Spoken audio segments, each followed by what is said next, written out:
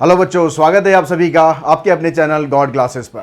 तो बच्चों, आज जो CUT बैच हमारा चल रहा है, जो CUT अब CUT का कंटेंट आप प्रिपेयर कर रहे हो यूट्यूब से, आज उसकी जो क्लास है उसमें आज हम डिस्कस करने वाले हैं एप्लीकेशन ऑफ डेरिवेटिव्स के बारे में। तो एप्लीकेशन ऑफ डेरिवेटिव के बेसिक कंसेप्ट यहाँ पर हम डिस्कस करेंगे। जो कुछ इस स्लाइड में मैं यहाँ पर दिखा रहा हूँ आपको, वो सब आपको गॉड क्लासेस की जो ऐप है उसमें फ्री कंटेंट स्टोर जो होता है वहाँ पर अवेलेबल होगा। तो वहाँ से आप इनकी PDF जो है वो डाउनलोड कर सकते हैं, ताकि आपको आगे समझने में करने में आसानी रहे। साथ ही जो सुपर 30 जो सीरीज़ हमारी चल रही है उसके जो भी क्वेश्चंस हैं वो भी मैं आपको फ्री कंटेंट स्टोर में वहाँ पर अवेलेबल करा दूंगा। वहाँ पर जाके आप इनको एक्सेस कर सकते हैं और अपनी प्रैक्टिस कर सकते हैं। तो हम यहाँ पर स्टार्ट करते हैं। सबसे पहले हम इसके कंसेप्ट समझते हैं। भाई, एप्लीकेशन ऑफ डेरिवेटिव क्या कंसेप्ट क्या है। अगर आपको डेरिवेटिव अच्छे तरीके से आता है तो यहाँ पर आपको बहुत ज़्यादा प्रॉब्लम नहीं होने वाली है। कुछ टॉपिक्स हैं जो हो सकता है आपने क्लास 12th में जो बोर्ड एग्जाम था वहाँ पर नहीं पढ़े हैं। जैसे ये टेंजेंट एंड नॉर्मल वाला टॉपिक था, ये आपने उसमें नहीं पढ़ा था, तो इसको आप थोड़ा सा ध्यान से समझेंगे, थोड़ा ज़्यादा इसके क्वेश्चंस प्रैक्टिस करेंगे। जो आपकी नॉर्मल बुक है उससे भी प्रैक्टिस कर लें, प्लस जो CUT स्पेसिफाइड बुक है जो भी आपने ले रखी है। मैं जो क्वेश्चंस करा रहा हूँ ये ML अग्रवाल जी की बुक है, APC और आर्य पब्लिकेशन।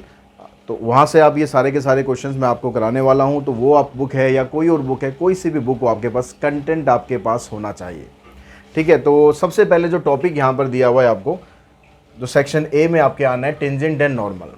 अब सेक्शन A में आपको पता है कि दोनों का जो कॉमन पार्ट है ये कोर वालों के पास भी होता है, ये आपके पास भी अप्लाइड मैथमेटिक्स में भी होता है। तो ये हम यहाँ पर डिस्कस करने वाले हैं कि what is the tangent and normal. तो टेंजेंट नॉर्मल के अंदर सबसे जो पहली चीज़ आपसे पूछी जाएगी या क्वेश्चंस के अंदर जो हम यूज़ करेंगे कि स्लोप ऑफ टेंजेंट क्या होता है। अगर हम स्लोप ऑफ टेंजेंट की बात करें तो इसको निकालने के लिए हम क्या करते हैं, हमारे पास फार्मूला क्या होता है। सिंपली जो भी आपको कर्व दे रखा होगा, ठीक है, जैसे मान लो आपको ये कर्व दे रखा है, इस कर्व का एक पर्टिकुलर टेंजेंट होता है, तो इस टेंजेंट का स्लोप क्या है ये हमसे पूछ रहा है। तो इसका स्लोप निकालने के लिए आपको करना क्या है, जो ये कर्व दे रखा होगा इस कर्व का आपको डेरिवेटिव कर देना है, dy/dx आप निकाल देंगे तो ये आ जाएगा आपके पास स्लोप ऑफ टेंजेंट। ऐसे अगर हमसे स्लोप ऑफ नॉर्मल पूछा जाए, नॉर्मल क्या होता है, एक ऐसी लाइन जो पॉइंट ऑफ कॉन्टैक्ट पर टेंजेंट के साथ 90 डिग्री का एंगल बनाती है। अगर यहाँ पर ये 90 का एंगल बना रही है, ये पॉइंट ऑफ कॉन्टैक्ट है, तो इसको हम बोलते हैं नॉर्मल और इसको हम बोलते हैं टेंजेंट।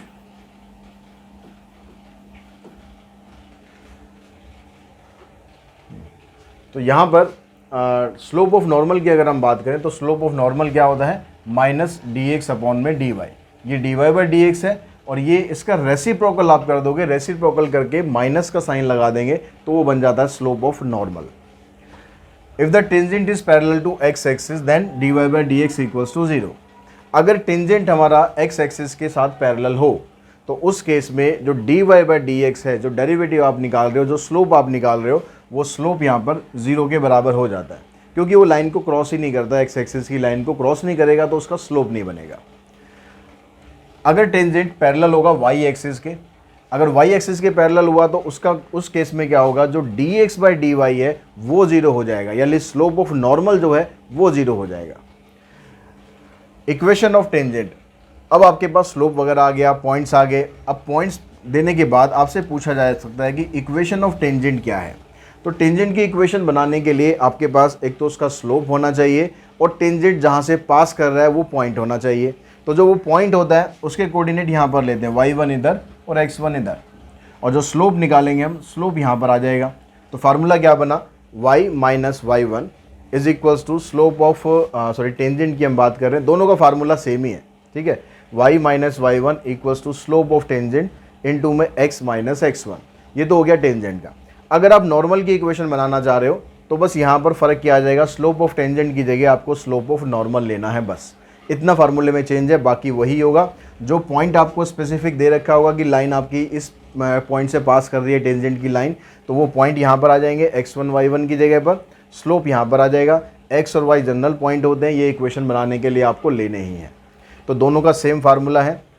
अगर कोई दो लाइन आपस में पैरेलल हो, ठीक, कोई दो लाइन आपको दे रखी है कि वो दोनों लाइन कहता है कि पैरेलल है, तो उस केस में क्या होगा, दोनों लाइन का अगर आप स्लोप निकालोगे तो वो स्लोप दोनों का बराबर होता है। और अगर दोनों लाइन आपस में परपेंडिकुलर हो जाए तो उस केस में स्लोप का प्रोडक्ट, ये m1 m2 क्या रिप्रेजेंट कर रहे हैं, slope of line 1 slope of line 2, ठीक है, यहाँ पर भी। तो दोनों के जो स्लोप का प्रोडक्ट है ये -1 के बराबर होता है अगर लाइन आपस में परपेंडिकुलर होती है। If m1 equals to m2 then two curves touch each other. अगर क्वेश्चंस में हमें ये पता लगाना हो कि दो कर्व जा रहे हैं, मान लो एक कर्व ऐसे है और एक कर्व ऐसे है, अब ये दोनों कर्व जो है एक दूसरे को टच कर रहे हैं, तो टच करने पर क्या होगा, इनका जो टेंजेंट बनेगा वो दोनों का सेम बनेगा। टेंजेंट दोनों का सेम बनेगा, दैट मीन्स जो स्लोप ऑफ टेंजेंट आएगा दोनों का वो सेम ही आएगा। तो अगर हम यहाँ पर ये प्रूव कर दें कि दोनों लाइन का जो स्लोप है वो बराबर आ रहा है, m1 इक्वल्स टू m2, तो यानी यहाँ पर हमने m1 का मतलब क्या हो गया, slope of this curve, m2 का मतलब हो गया स्लोप ऑफ दिस कर्व। दोनों का हमने स्लोप निकाला, दोनों का स्लोप अगर बराबर आ रहा है मतलब वो सेम ही लाइन के स्लोप की बात कर रहा है, तो वो दोनों कर्व एक दूसरे को आपस में टच करेंगे। अगर m1 और m2 दोनों का प्रोडक्ट -1 आ जाए तो उस केस में हम बोलते हैं कि दोनों कर्व आपस में ऑर्थोगोनल हैं, यानी दोनों कर्व एक दूसरे को क्रॉस तो कर रहे हैं, लेकिन कहाँ पर क्रॉस कर रहे हैं, दोनों एक दूसरे को 90 डिग्री पर क्रॉस कर रहे हैं, तो उसको हम बोलते हैं ऑर्थोगोनल।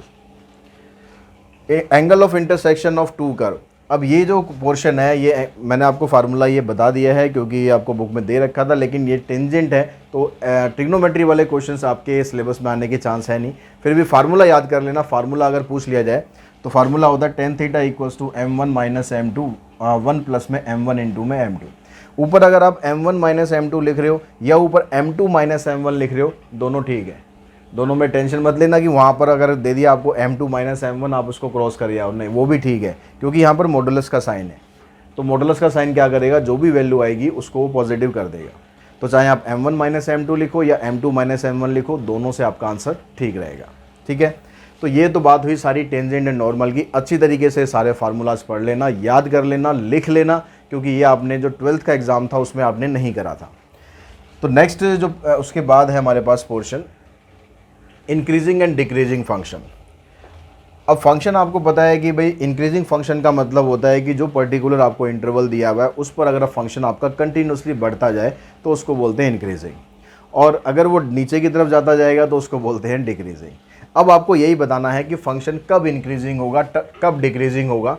तो ये सब थ्योरेटिकल डेफिनेशन लिखी है, लेकिन आप सब इस पे मत जाओ। आप सीधा क्या करो, जब हम इंक्रीजिंग फंक्शन की बात करेंगे तो दो तरीके से फंक्शन आएगा, या तो इंक्रीजिंग या फिर स्ट्रिक्टली इंक्रीजिंग, ये दो वर्ड आते हैं। अगर हम एफ डैश एक्स निकालें और F dash x greater than 0 आ जाए तो हम बोलेंगे फंक्शन स्ट्रिक्टली इंक्रीजिंग है। ठीक है, एफ डैश जो भी फंक्शन दिया हुआ है एफ डैश एक्स मतलब उसका हमने डेरिवेटिव निकाला, डेरिवेटिव अगर ग्रेटर देन 0 आ रहा है तो बोलेंगे फंक्शन स्ट्रिक्टली इंक्रीजिंग है। और अगर F dash x greater than और इक्वल्स टू 0 आ गया, मतलब उस इंटरवल में कुछ पॉइंट ऐसे भी हैं जहां पर फंक्शन 0 के बराबर भी हो रहा है, तो वहां पर हम बोलेंगे फंक्शन इंक्रीजिंग है। हैं दोनों इंक्रीजिंग, ठीक है, ये भी इंक्रीजिंग है ये भी इंक्रीजिंग है, लेकिन अगर सिर्फ ग्रेटर देन 0 आ रहा है तो आप ये बोल सकते हो स्ट्रिक्टली इंक्रीजिंग, लेकिन है इंक्रीजिंग ये भी। अगर बस आपसे यही पूछ लिया जाता है कि भाई F dash x greater than 0 है, स्ट्रिक्टली वर्ड नहीं दिया हुआ, तो आप अगर फंक्शन में ऑप्शन में आपको इंक्रीजिंग दिया हुआ तो है इंक्रीजिंग ही है ये, तो आप उसमें टिक कर सकते हो। ठीक है, और डिक्रीजिंग पे जाएंगे तो सेम बिल्कुल उल्टा प्रोसेस कर देंगे हम इसका। भाई एफ डैश एक्स निकाला हमने, ये लेस देन 0 आ रहा है तो फंक्शन स्ट्रिक्टली डिक्रीजिंग है। और अगर यहाँ पर f dash x less than equals to 0 आ रहा है तो फंक्शन यहाँ पर आ जाएगा डिक्रीजिंग। ठीक है, अगर हमारे पास कोई पर्टिकुलर इंटरवल ऐसा आ जाए, मान लो उसने कहा कि भाई फंक्शन एक पर्टिकुलर दे दिया और एक इंटरवल दे दिया ए से लेकर बी तक, अब उस ए से लेकर बी तक में कुछ पॉइंट ऐसे हैं जिसमें फंक्शन इंक्रीज कर रहा है, कुछ पॉइंट ऐसे हैं जिस पर फंक्शन डिक्रीज करना स्टार्ट कर दे, तो उसमें हम पूरे इंटरवल में बोलेंगे function is neither increasing nor decreasing. ठीक है, मान लो जैसे 1 से लेकर 10 तक हमें वैल्यू दे दी, अब हमने जब x की वैल्यू 1 से लेकर 5 तक रखी तो फंक्शन हमारा इंक्रीज कर रहा है, लेकिन अगर 5 के बाद हम वैल्यू रख रहे हैं 6, 7, 8, 9, 10 तो फंक्शन डिक्रीज हो रहा है, तो उस केस में हम बोलेंगे 1 to 10 पर अगर फंक्शन है तो नीदर इंक्रीजिंग है और नॉर डिक्रीजिंग है। ठीक है, बिल्कुल सिंपल शब्दों में मैंने आपको बता दिया कैसे आपको करना है। उसके बाद बात करते हैं मोनोटोनिक फंक्शन। क्वेश्चन में पूछा जा सकता है कि what are the monotonic function. तो मोनोटोनिक का फंक्शन का मतलब इतना ही होता है सिंपल कि फंक्शन या तो स्ट्रिक्टली इंक्रीजिंग हो या स्ट्रिक्टली डिक्रीजिंग हो तो उसको हम बोलेंगे कि फंक्शन मोनोटोनिक है। ठीक है, या तो वो स्ट्रिक्टली इंक्रीज कर रहा है या स्ट्रिक्टली डिक्रीज कर रहा है, तो function is called monotonic function. अगर फंक्शन ना इंक्रीज कर रहा है ना डिक्रीज कर रहा है तो उसको बोलेंगे कि फंक्शन मोनोटोनिक फंक्शन नहीं है। तो मोनोटोनिक अगर हमें प्रूव करना है तो हमें ये चेक करना पड़ेगा, चाहे इंक्रीजिंग आ जाए चाहे डिक्रीजिंग आ जाए, दोनों ही केस में हम बोलेंगे function is a monotonic function. Next point है आपके पास मेथड ऑफ इंटरवल। ये बड़ा इंपॉर्टेंट पार्ट है, ये बड़ा इंपॉर्टेंट पार्ट है कि आप मेथड ऑफ इंटरवल्स को कैसे यूज़ करते हो। इसमें हम पढ़ेंगे wavy curve method. Shortcut method होता है wavy curve method. Method of interval का मतलब क्या है कि मान लो आपके पास ये आपके पास एक पॉलिनोमियल दे दिया, तो यहाँ से हम क्रिटिकल पॉइंट निकालेंगे। क्रिटिकल पॉइंट हम कैसे निकालते हैं भाई, एफ डैश एक्स को पुट करते हैं 0 के बराबर। जब भी इंक्रीजिंग डिक्रीजिंग वाले क्वेश्चन भी करेंगे तो उसमें भी हमें क्रिटिकल पॉइंट निकालना होगा। जब मैक्सिमम मिनिमम आगे हम करेंगे उसमें भी क्रिटिकल पॉइंट निकालना है। Critical point, turning point, stationary point, इन सब का मतलब क्या है कि जहाँ पर जाकर फंक्शन अपना कर्व जो है वो चेंज करता है, अपना नेचर जो है वो चेंज करता है, उसको बोलते हैं हम क्रिटिकल पॉइंट्स। तो क्रिटिकल पॉइंट्स आपने निकाल लिए। क्रिटिकल पॉइंट निकालने के बाद आपके पास ये यहाँ से क्रिटिकल पॉइंट निकाला हमने, यहाँ से आ गया 1, यहाँ से आ गया 2 और यहाँ से आ गया 3। ये x की वैल्यू आ गई। अब हमें चेक करना है कि हमारा फंक्शन कहाँ पर स्ट्रिक्टली इंक्रीज़ कर रहा है, कहाँ पर डिक्रीज़ कर रहा है। तो उसके लिए हमें चेक करना पड़ेगा कि भाई ग्रेटर देन 0 वैल्यू कहाँ पर दे रहा है या लेस देन वैल्यू कहाँ पर दे रहा है। तो जो इंटरवल है पूरा -∞ से लेकर +∞ तक, ये इंटरवल हो गया। हमारे पास 3 वैल्यू आई, 1, 2 और 3। अब हमें चेक करना है कि जो इंटरवल हमारे पास ये बना -∞ से 1, एक ये बन गया इंटरवल, एक 1 से 2 बन गया, एक 2 से 3 बन गया और एक 3 से इन्फिनिटी बन गया। अब हमें चेक करना है कि किस इंटरवल पर वैल्यू पॉजिटिव आएगी और किस इंटरवल पर वैल्यू नेगेटिव आएगी। ये हमें चीज़ चेक करनी है। अब इसको चेक करने के लिए हम क्या करते हैं, यहाँ पर जो वेवी कर्व मेथड से पहले मैं आपको थोड़ा इसका बेसिक समझा दूँ, फिर हम शॉर्टकट मेथड पे चलेंगे। हम क्या करेंगे, जो भी फंक्शन हमें दिया हुआ है, मान लो ये फंक्शन हमें दिया हुआ है अभी, तो हमने यहाँ पर 3 से लेकर इन्फिनिटी तक के बीच में से कोई भी एक वैल्यू उठा लो, कोई भी वैल्यू, जैसे 4 ले ली या 5 ले ली, उस वैल्यू को हम यहाँ पर पुट करके देखेंगे। 5 - 1 4 मतलब पॉजिटिव आएगा, यहाँ से पॉजिटिव आएगा, यहाँ से पॉजिटिव आएगा, तो यहाँ पर भी आपका इंटरवल में ये पॉजिटिव रहेगा। अगर 2 से 3 पर हम जाते हैं तो 2 से 3 के बीच में एक वैल्यू आ गई, मान लो 2.5 आ गई, तो 2.5 आप यहाँ रखोगे पॉजिटिव आएगा, यहाँ रखोगे पॉजिटिव आएगा, यहाँ रखोगे नेगेटिव आएगा, तो इस इंटरवल पर वैल्यू नेगेटिव है।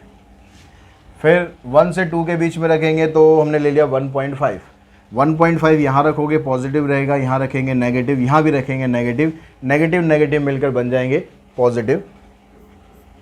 और -∞ से 1 के बीच में 0 ले लेते हैं। 0 आप यहाँ रखोगे, यहाँ रखोगे, यहाँ रखोगे, तो आंसर आएगा हमारा नेगेटिव। तो इससे हमें पता चल गया कि भाई इस इंटरवल पर फंक्शन हमारा नेगेटिव है, तो इसका मतलब स्ट्रिक्टली डिक्रीज़ कर रहा है। यहाँ पर पॉजिटिव आ रहा है तो स्ट्रिक्टली इंक्रीज़ कर रहा है, मतलब यहाँ से -∞ से 1 तक फंक्शन नीचे नीचे नीचे जाएगा, फिर 1 से 2 के बीच में ऊपर उठना स्टार्ट करेगा, फिर 2 के बाद फिर नीचे आ जाएगा, फिर 3 से ऊपर चला जाएगा। तो इस तरह से यहाँ पर ये वेव्स बनाता हुआ चल रहा है। तो अब इसी चीज़ को हम वेवी कर्व मेथड से समझते हैं डायरेक्टली, ये बिना वैल्यूज़ पुट करे भी आप बता सकते हो। तो उसके लिए आपको क्या चीज़ देखनी है, आपको देखना है कि एक तो x का कोफिशिएंट क्या है। अगर x का कोफिशिएंट पॉजिटिव है, मान लो यही हमारे पास कोफिशिएंट है, ठीक है, ये वैल्यू आ गई, तो यहाँ पर x के कोफिशिएंट देखो, x के कोफिशिएंट्स पॉजिटिव होने चाहिए। अगर पॉजिटिव है तो आप हमेशा यहाँ पर पॉजिटिव से स्टार्ट करोगे, पॉजिटिव फिर ऑल्टरनेट नेगेटिव फिर पॉजिटिव फिर नेगेटिव, और वही आपका साइन वहाँ पर भी आ रहे हैं, तो ऑल्टरनेट करते हुए चलना है, ठीक है। लेकिन अगर कहीं पर स्क्वायर आ जाए, अगर मान लो ये फंक्शन हम ले रहे हैं ऐसे और यहाँ पर हमारे पास स्क्वायर आ गया, तो इस केस में क्या होगा,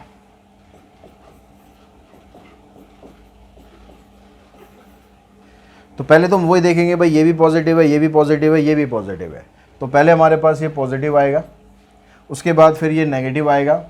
अब ये फंक्शन क्योंकि स्क्वायर में है, अब स्क्वायर में होने की वजह से अगले वाले इंटरवल का साइन चेंज नहीं होगा, ये नेगेटिव ही आएगा।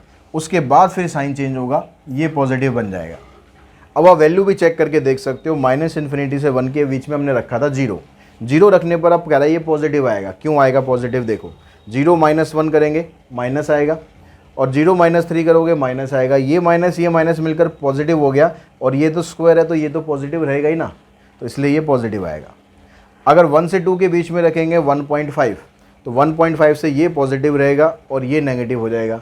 ये तो हमेशा पॉजिटिव ही रहेगा, तो इसलिए यहाँ पर साइन जो हमारा नेगेटिव आ जाएगा। तो जब भी स्क्वायर लग जाएगा तो उस इंटरवल के बाद का जब भी आप उस वैल्यू को लोगे, उससे अगला जो इंटरवल आएगा उस पर साइन चेंज नहीं करना है, अगर स्क्वायर दिया हुआ हो तो। अगर स्क्वायर यहाँ पहले वाले पे लग जाता तो ये पॉजिटिव आता, ये पॉजिटिव आता, ये नेगेटिव हो जाता, फिर ये पॉजिटिव हो जाता। इस तरीके से चलेगा। तो इसको हम बोलते हैं वेविक कर्व मेथड। शॉर्टकट मेथड होगा, क्वेश्चंस में भी मैं डिस्कस करूंगा, और जो थोड़ा बहुत बचा कुछ है, अगर हल्का फुल्का कोई डाउट रह रहा है तो क्वेश्चंस में हम करेंगे, वहाँ पर आपको क्लियर हो जाएगा कि किस तरीके से वेविक कर्व मेथड को आपको यूज़ करना है। उसके बाद जो नेक्स्ट कंसेप्ट है हमारा, जो इस टॉपिक का है, वो है मैक्सिमा मिनिमा। अब मैक्सिमा मिनिमा के अंदर हमें 2-3 चीज़ें निकालनी होगी आपसे, या तो local maxima local minima value पूछी जाएगी, या absolute maximum absolute minimum value पूछी जाएगी, और या फिर आपसे पूछा जाएगा कि जब ऐसा कौन सा पॉइंट है जहाँ पर ना तो मैक्सिमम ना मिनिमम वैल्यू पॉसिबल है। अब इसको समझने के लिए कि एब्सोल्यूट और लोकल इसमें फ़र्क क्या है। देखिए लोकल और एब्सोल्यूट में बस इतना ही डिफरेंस है कि जैसे मान लो आपकी क्लास के 12th क्लास में मान लो 4 सेक्शन थे, उन चारों सेक्शन के अंदर एक एक टॉपर आ गया, तो 4 टॉपर बन गए। अब वो चारों टॉपर आपके स्कूल के क्या हैं? लोकल टॉपर है, ठीक है, लोकल टॉपर हैं। लोकल मैक्सिमा के हिसाब से बात करूं, अब उन चारों में से एक टॉपर हमें फाइंड करना है, जिसको भाई स्कूल की तरफ से, स्टेट की तरफ से, एजुकेशन डिपार्टमेंट की तरफ से प्राइज़ मिलना है। तो हम क्या करेंगे, उन चारों में से जो सबसे ज़्यादा जिसके मार्क्स आए, यानी जो एक टॉपर होगा वो बनेगा आपका एब्सोल्यूट टॉपर। तो किसी भी फंक्शन के अंदर एक से ज़्यादा लोकल मैक्सिमम वैल्यू हो सकती है, ठीक है। जैसे मान लो ये हमारे पास एक कर्व है,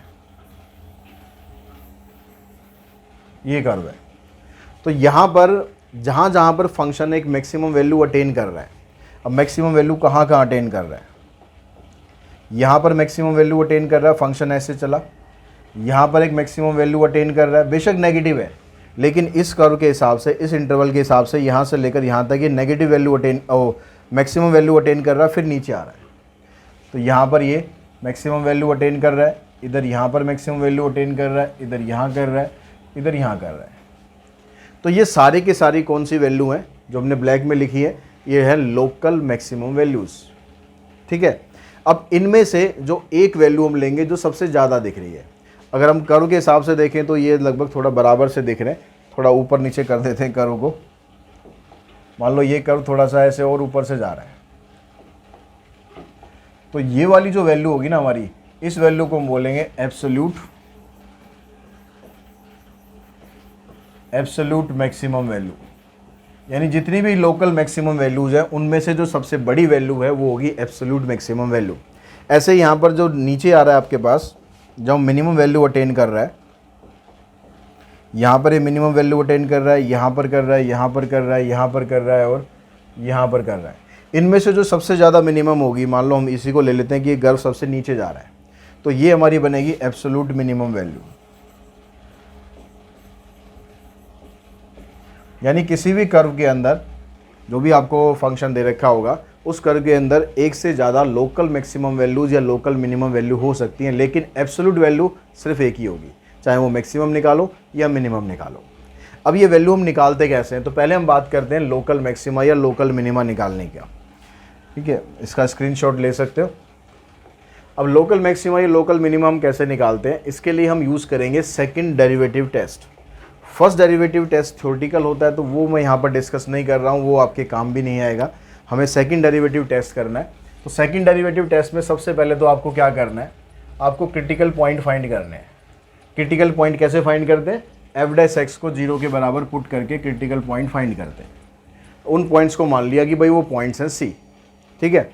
अब उसके बाद क्या करना है, हमें सेकंड डेरिवेटिव टेस्ट का यूज़ करना है। उसके लिए सेकंड डेरिवेटिव निकालेंगे, फिर सेकंड डेरिवेटिव में जो आपने क्रिटिकल पॉइंट निकाले हैं उन वैल्यूज़ को हम पुट करेंगे।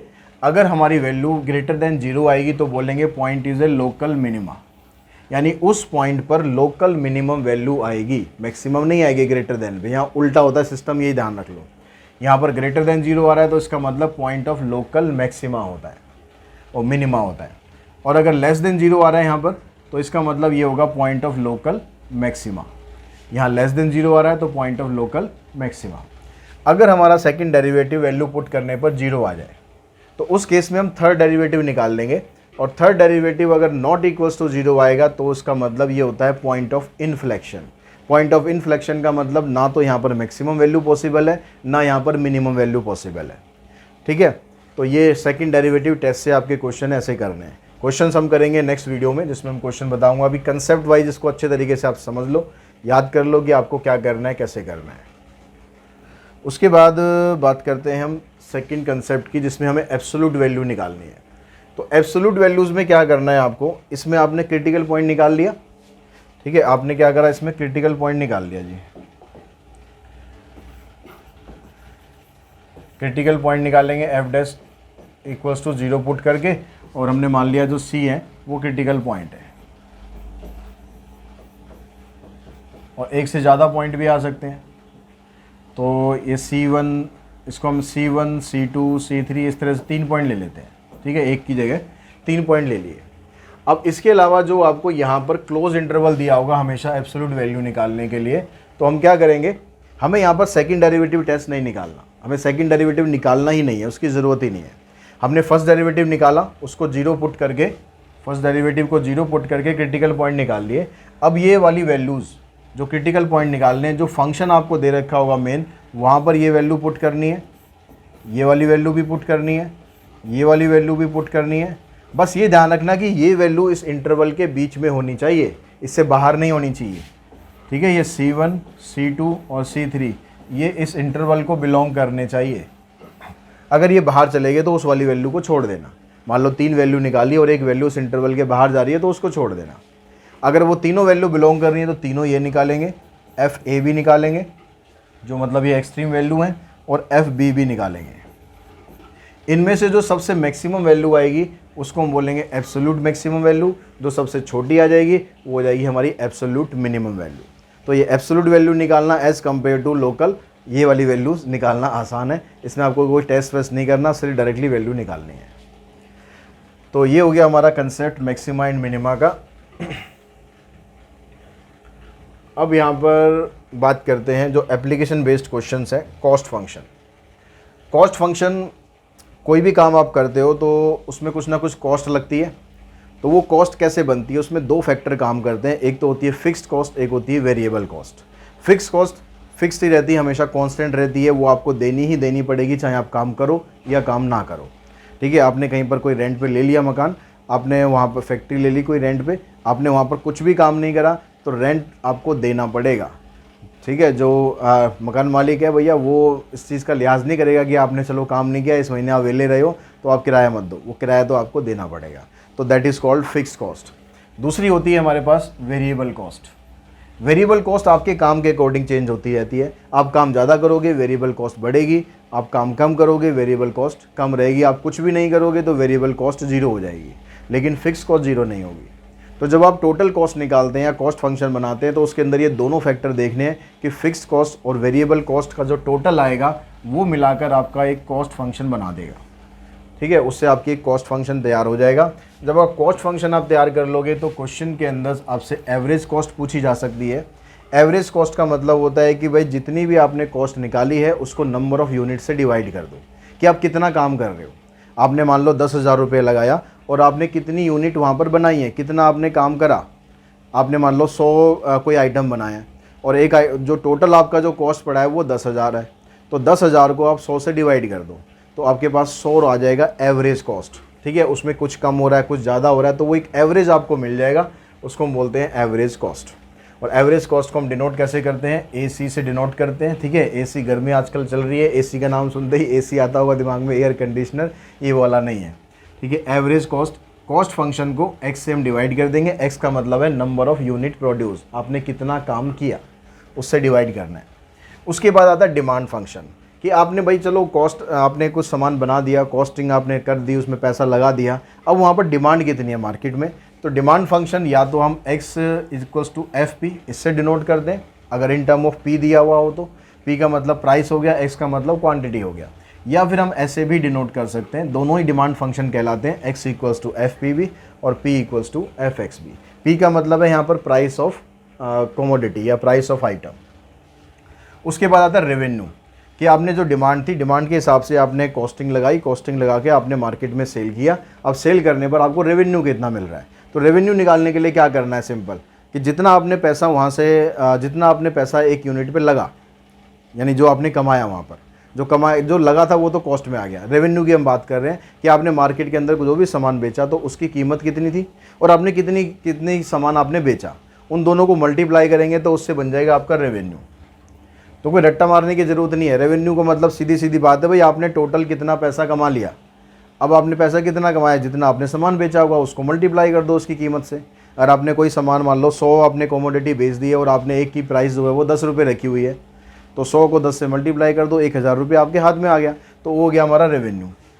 अगर हम एवरेज रेवेन्यू निकालना है तो वही फंडा काम करेगा कि जो टोटल रेवेन्यू फंक्शन है उसको आप x से डिवाइड कर दो, तो रेवेन्यू फंक्शन को x से डिवाइड करेंगे, आ जाएगा एवरेज रेवेन्यू। अब जो रेवेन्यू फंक्शन होता है ये px के बराबर भी होता है, तो अगर रेवेन्यू फंक्शन की जगह मैं px रखूँ तो x से x कैंसिल हो जाएगा, तो p बचेगा। तो इसका मतलब क्या हुआ, जो एवरेज रेवेन्यू होता है वो प्राइस पर यूनिट के बराबर ही होता है, यानी जितना आपने प्राइस एक यूनिट का रखा हुआ है एवरेज रेवेन्यू भी हमें उतना ही मिलेगा। उसके बाद आता है प्रॉफिट फंक्शन। आपने भाई सामान बना लिया, पैसा लगा दिया, मार्केट में बेच दिया, अब बेचने के बाद हमें चाहिए प्रॉफिट कितना निकलेगा। तो प्रॉफिट हम कैसे निकालेंगे, जितना सामान हमने बेचा और जितना हमने लगाया दोनों का डिफरेंस कर दो, तो revenue minus cost, revenue minus cost, ये बन गया आपका प्रॉफिट फंक्शन। अगर हमें एवरेज प्रॉफिट निकालना है तो सेम हम तरीका यूज़ करेंगे भाई, एवरेज रेवेन्यू को एवरेज रेवेन्यू में से एवरेज कॉस्ट माइनस कर दो, वो एवरेज प्रॉफिट आ जाएगा। उसके बाद ये बड़े इंपॉर्टेंट टर्म है break even analysis. Break even analysis या ब्रेक इवन पॉइंट क्या होता है, it is a point at the level of production where the revenue from sales and the cost equal to the total cost of the production, कि जो आपने revenue market से कमाया है और जो पैसा आपने लगाया है वो दोनों जब बराबर हो जाते हैं, यानी जितना पैसा आपने लगाया था उतना पैसा आपने कमा लिया, that is called break even point. At this point the company makes neither profit nor loss, ना तो कंपनी को यहाँ पर प्रॉफिट हो रहा है ना कंपनी को यहाँ पर लॉस हो रहा है, जितना पैसा लगाया था उतना पैसा कवर हो गया। At break even point r x minus c x equals to zero, मतलब रेवेन्यू माइनस कॉस्ट, ये जो भी आएगा ये जीरो के बराबर आ जाएगा, या आप ये कह सकते हो कि जो प्रॉफिट होगा वो जीरो हो जाएगा, क्योंकि ब्रेक इवन पॉइंट पर पॉइंट ही वही होता है जहाँ पर आपका प्रॉफिट जीरो हो जाए, ना तो आप लॉस में हो ना आप प्रॉफिट में हो, जीरो पर हो यानी बराबर पे हो, तो उसको बोलते हैं ब्रेक इवन पॉइंट। उसके बाद बारी आती है मार्जिनल फंक्शंस की। Marginal cost is defined as the rate of change of total cost with respect to x, यानी अगर आप x में कुछ चेंज कर रहे हो, आप नंबर ऑफ क्वांटिटी में कुछ चेंज कर रहे हो, तो उसके हिसाब से आपकी कॉस्ट में क्या चेंज हो रहा है, that is called marginal cost. या आप इसको ये भी कह सकते हो, अगर सिंपल लैंग्वेज में बात करें, it is also called the approximate cost of one additional unit, कि भाई आपने एक एडिशनल यूनिट और बनानी है, आपने 100 यूनिट का हिसाब किताब निकाल लिया, आप चाहते हो कि मैं एक यूनिट और बना दूँ, 101वीं यूनिट और बनाऊँ, तो उसमें मुझे कितनी कॉस्ट पड़ेगी, कितनी अप्रोक्सीमेट कॉस्ट पड़ेगी, अप्रोक्सीमेट वैल्यू निकलेगी हमेशा इसमें। तो उसके लिए क्या करना है, आपको मार्जिनल कॉस्ट निकालनी है, और मार्जिनल कॉस्ट को निकालने का फार्मूला क्या होगा, जो भी कॉस्ट फंक्शन आएगा उसका डेरिवेटिव कर दो, यानी डी बाय डी एक्स, इसको हम बोलते हैं marginal cost. Marginal average cost, अब यहाँ पर क्या करना है, जो एवरेज कॉस्ट है उसकी मार्जिनल वैल्यू निकालनी है, तो सेम तरीका रहेगा कि भाई जो एवरेज कॉस्ट आया उसका डेरिवेटिव कर दो, वो बन जाएगा मार्जिनल एवरेज कॉस्ट। आप इसको दूसरे तरीके से ऐसे भी निकाल सकते हो, marginal cost minus average cost, और इसको पूरे को आप डिवाइड कर दो x से, तो इसको हम बोलते हैं marginal average cost. Marginal revenue, अब मार्जिनल रेवेन्यू जैसे हम यहाँ पर मार्जिनल कॉस्ट निकाल रहे थे, ऐसी मार्जिनल रेवेन्यू है कि भाई आपने मार्जिनल रेवेन्यू फंक्शन में ये कह रहा है कि rate of change of total revenue with respect to change in the quantity, यानी अब अगर आप x की जो क्वांटिटी है उसमें कितना चेंज कर रहे हो कि आपका रेवेन्यू में चेंज हो रहा है, that is called marginal revenue. तो इसके लिए आपको क्या करना है, रेवेन्यू फंक्शन को डेरिवेटिव कर देना है विद रिस्पेक्ट टू x, इसका मतलब भी यही है कि आपने 100 यूनिट बेच दिए, आप चाहते हो कि 101वीं यूनिट अगर बेचोगे तो उससे लगभग आपको अप्रोक्सीमेट कितना रेवेन्यू जनरेट हो जाएगा, उसको बोलेंगे मार्जिनल रेवेन्यू। अब यहाँ पर ये कुछ स्पेशल नोट आपको दिए हुए हैं, काम आ सकते हैं आपके। यहाँ पर कह रहा है इन प्योरली कम्पिटिटिव इन्वायरमेंट, मार्केट के अंदर जब जो इन्वायरमेंट है कम्पिटिटिव होता है, कोई मोनोपोली नहीं होती है, तो उस केस के अंदर जो DP/DX है यानी rate of change of price with respect to quantity, ये 0 के बराबर होता है। यानी मार्जिनल रेवेन्यू और एवरेज रेवेन्यू दोनों प्राइस ऑफ क्वांटिटी के बराबर ही होते हैं। उसमें ऐसा नहीं है कि क्योंकि आपने कि एक्स की वैल्यू आपने इंक्रीज़ कर दी तो प्राइस इंक्रीज़ हो जाएगा, एक्स की वैल्यू आपने डिक्रीज़ कर दी तो प्राइस डिक्रीज़ हो जाएगा, ऐसा नहीं होगा अगर कंपिटिटिव मार्केट है तो। लेकिन अगर मार्केट मोनोपोलिस्ट है यानी किसी चीज़ की मोनोपोली चल रही है, तो उस केस में क्या होगा, in monopolist economy P decreases with increase in X। अगर आप X को बढ़ाओगे, क्वांटिटी को बढ़ाओगे तो प्राइस कम हो जाएगा, ठीक है, क्वांटिटी को बढ़ाओगे तो प्राइस कम हो जाएगा, यानी DP/DX इज़ लेस देन 0।